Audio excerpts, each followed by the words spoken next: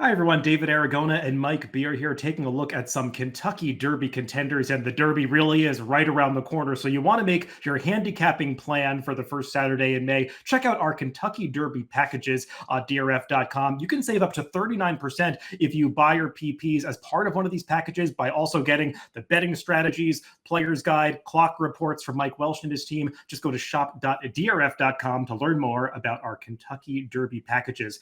Mike, let's focus in on Kentucky Derby contender East Avenue, a horse that garnered a lot of buzz during his 2-year-old season, looking like potentially one of the best horses in this crop after breaking his maiden on debut so impressively and then winning the Breeders' Futurity, looking like he was going to be the favorite for the Breeders' Cup Juvenile. Well, disaster struck at the start of that race, and then he tried to rebound in the Risen Stars subsequently.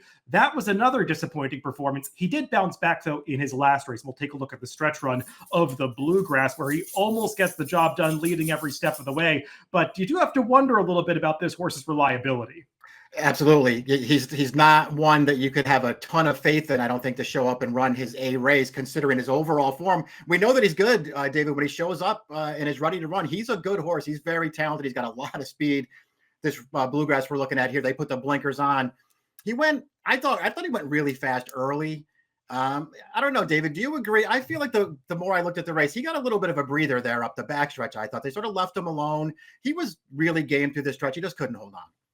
Yeah, it seemed like everybody else in this field knew that East Avenue had one way to win this race, and he was going to go out wigging on the front end, and they just sort of let him do it. And he did get keen with the blinkers. He was a little bit aggressive. He opened up a margin on the rest of the field. And I mean, you saw the fractions up on that screen, sub 23 for the opening quarter, sub 47 for the half mile. So he was really moving up front, especially over a Keeneland course that has been pretty tiring for this entire meet.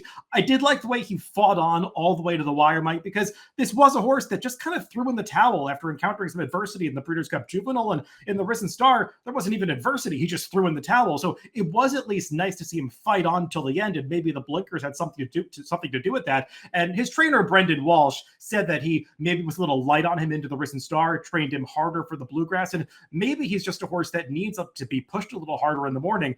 Brendan Walsh is certainly a trainer that you can trust in to figure horses out. No doubt. Yeah, this horse, he's a really well-bred horse, as we already sort of mentioned. His first 2 starts were really impressive performances, really nice wins, 95 Beyer speed figure as a 2-year-old winning that Breeders' Futurity. He went off track for a while. Seems like he got back on track last time. You could sort of see there at the end of that Bluegrass too, that pace probably did take its toll. Sort of just jumped to his wrong lead right at the end there. You could see he was getting tired and couldn't quite hold on, but he held off everybody except for that late running winner. Mike, I guess the big outstanding question with East Avenue heading into the Kentucky Derby is whether or not he's going to get his preferred trip, because up until this point, he has only shown that he can be effective when he's on a clear lead all by himself. And it's just hard to see that playing out in this Kentucky Derby if the field holds it together with 2 potential speeds from the Bob Baffert barn and Citizen Bull and Rodriguez, Owen Almighty, who's going to be a long shot, but his connections want to be aggressive, American Promise getting trained like he's going to be aggressively ridden from the gate. So I guess you just have to worry a little bit about the trip this horse is going to pull. Yeah, it seems like it could be a real problem for him in the Kentucky Derby, especially when you add in the fact that I feel like you still have to sort of question this horse's ability to get the 1.25 miles too, David. I mean, he seems like he is way more comfortable on the front end. A fast pace works against him, and especially at this distance, if they're going to force this horse early, he could be in big trouble. Well, those are our thoughts on potential Derby pace setter East Avenue, but we want to hear from you. Drop us a comment. Let us know if you think that East Avenue can take them all the way on the front end in the Run for the Roses.